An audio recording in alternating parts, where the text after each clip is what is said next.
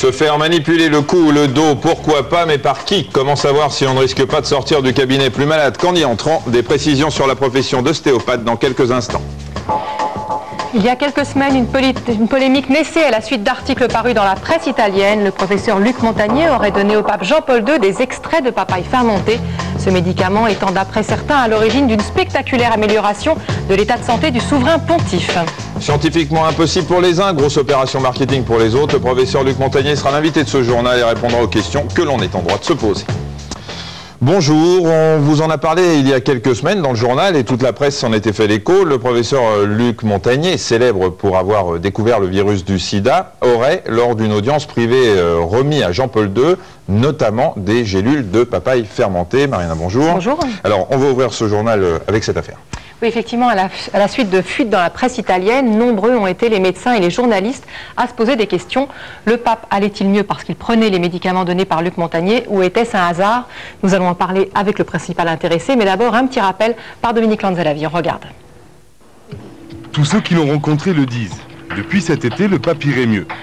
Et cela peut être grâce à des extraits fermentés de papaye d'Asie, remis au souverain pontife par un Français, le professeur Montagnier, le célèbre co-découvreur du sida. Cette information révélée par la presse italienne et reprise par Le Monde du 1er septembre n'a pas été confirmée par le Vatican, mais elle a quand même déclenché une belle polémique. D'abord sur le traitement lui-même. Pourquoi le professeur a-t-il conseillé des papayes au pape? Parce que ce produit a un effet antioxydant, qui jouerait un rôle sur les maladies neurodégénératives comme Alzheimer ou celle de Parkinson, dont souffre Jean-Paul II. Mais le quotidien du médecin rappelle dès le 4 septembre que l'efficacité des antioxydants dans ce type de maladie n'a toujours pas été prouvée scientifiquement et qu'aucun test n'a jamais été effectué avec ces extraits de papaye. De son côté, le Canard enchaîné se demande s'il n'y a pas une histoire de business sous cette affaire. Le professeur se serait certainement bien passé de cette publicité puisqu'il affirme que son entretien avec le pape aurait dû rester secret.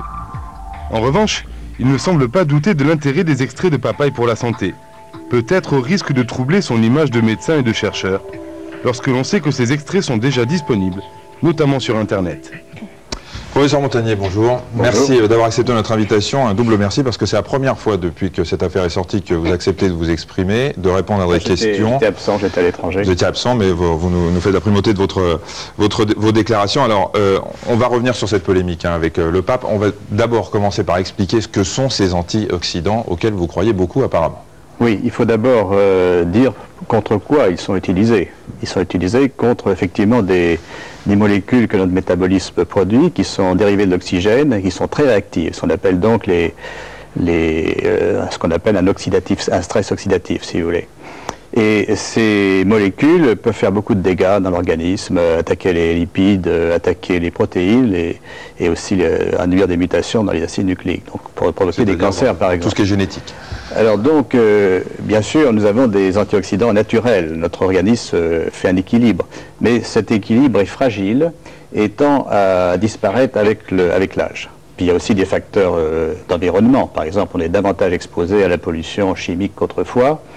Les antioxydants alimentaires sont moins présents, si vous voulez, dans notre alimentation moderne. Et puis, nous avons également des facteurs infectieux, je pense. Et c'est ça qui m'intéresse, parce que je suis en fait partie du sida, si vous voulez, pour arriver à cette hypothèse. Et donc, je pense qu'un certain nombre de maladies chroniques qui affectent notamment les gens qui vieillissent, l'Alzheimer, le Parkinson, aussi des maladies cardiaques, les plaques d'athérome dans les artères, les maladies aussi auto-immunes, les problèmes d'arthrite, en partie sont liés à ces facteurs d'oxydation. Je dis en partie parce qu'il y a probablement d'autres, c'est multifactoriel, comme vous avez dit, il y a des facteurs génétiques également qui interviennent, et puis il y a des facteurs contre lesquels on ne peut pas faire pas grand-chose. Mais enfin, si nous avons des facteurs infectieux, je pense il faut d'abord les identifier et lutter contre eux. Donc il est logique de donner des facteurs antioxydants. Donc il est logique de compenser, si vous voulez, le déficit en antioxydants que nous avons avec l'âge par des antioxydants apportés par l'alimentation. Alors bien sûr, il y a des antioxydants très connus, vitamine C, vitamine E, mais ce n'est pas suffisant. Vous voyez, il y a quand même d'autres, dans la chaîne de lutte contre le stress oxydant, il y a d'autres partie, si vous voulez, contre lequel la vitamine C et la vitamine E n'agissent pas. Mais est-ce qu'on a déjà prouvé par des études scientifiques, dans des observations et des vraies études scientifiques, que ces antioxydants pouvaient ralentir, voire éviter la survenue de maladies neurodégénératives, qu'il s'agisse de l'Alzheimer, du Parkinson ou d'autres maladies? Non, il y a beaucoup de travaux, de publications scientifiques qui montrent qu'effectivement il y a une oxydation des protéines, notamment dans les neurones, dans la maladie d'Alzheimer et aussi dans la maladie de Parkinson.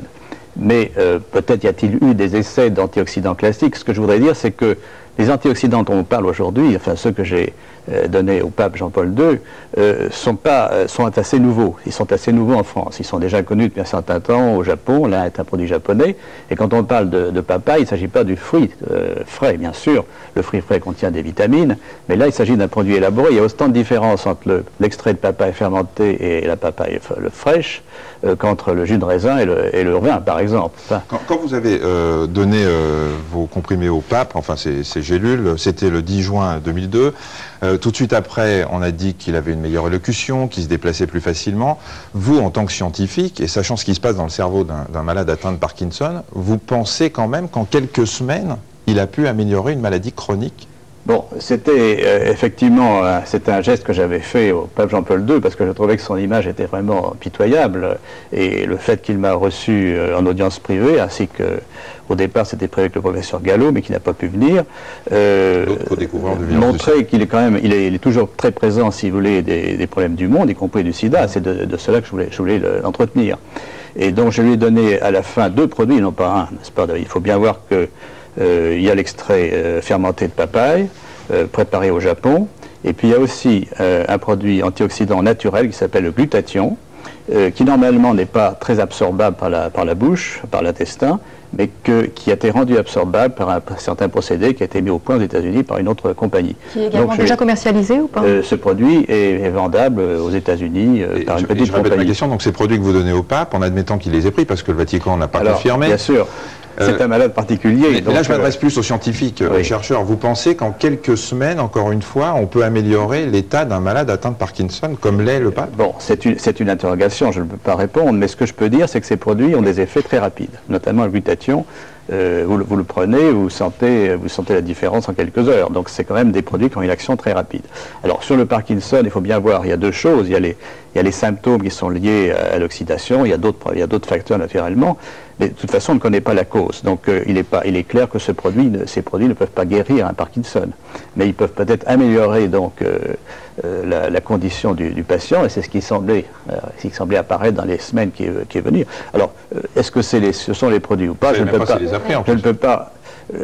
On m'a dit, des sources proches du Vatican m'ont dit qu'ils les avaient pris. Mais moi, je n'ai pas de vérification. En fait, ce qu'il faudrait faire maintenant, et ce qu'on va évidemment entreprendre, c'est de faire des essais cliniques contrôlés chez d'autres malades atteints du Parkinson, et surtout suivre l'action des médicaments, car pour suivre cette action, il faut avoir des tests de laboratoire. Et ces tests de laboratoire existent maintenant.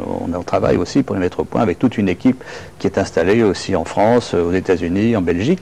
Donc là, on pourra avoir une réponse tout à fait claire. Et scientifique. Le problème quand même, c'est que depuis cette histoire, il y a pas mal de malades atteints de Parkinson qui ont demandé à leur neurologue d'avoir ces médicaments et que les neurologues, pour tous ceux que nous avons interrogés, leur ont dit, écoutez, il n'y a aucune étude scientifique pour l'instant, donc on ne vous fournit pas ces médicaments. D'abord, ce ne sont pas des médicaments. Il n'est pas question qu'ils remplacent les médicaments classiques. Et pour l'instant, les patients français ne les obtiennent pas de leur médecin, en tout cas, n'obtiennent pas d'autorisation, entre guillemets, de les prendre. Ce ne sont pas des médicaments, ce sont des compléments alimentaires. C'est qu'ils n'ont pas la caution de leur médecin. Le médecin leur dit, écoutez, il n'y a pas d'efficacité prouvée. Je pense qu'effectivement, maintenant, il est nécessaire d'avoir un dialogue, si vous voulez, un dialogue scientifique et médical, car ces produits ne sont pas connus des médecins français en général. Et donc, ils racontent à peu près n'importe quoi sur ces produits. Alors justement, il faut donner une information, il y a une information précise qui existe, et des publications. Alors justement, on a vu dans un site internet, il suffit de cliquer votre nom et de tomber sur le site internet d'une revue qui s'appelle Nutra News, interview exclusive de votre part, à la fin de laquelle on dit on peut commander le médicament en question. D'ailleurs, France 2 avait fait un reportage où on montrait qu'effectivement ce médicament, je crois que se recommandait de vous en quelque sorte,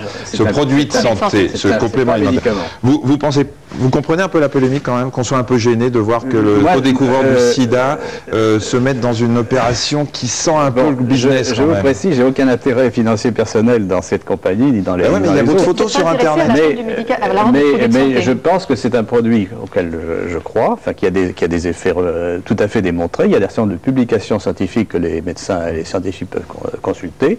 Je l'ai moi-même expérimenté, donc je lui donne une caution scientifique à ce produit. Oui, mais ça ne vous dérange pas, encore une fois, d'avoir votre photo, comme on l'a vu sur Internet. Il y a votre photo, il y a tout un article, j'ai pas vu. Et à la fin de la photo, il y a le commandez-nous la boîte, quoi. Enfin, je m'appelle Luc Montagnier, je me dis, je ne vais pas me mettre dans un truc comme ça parce que, oulala, mon image.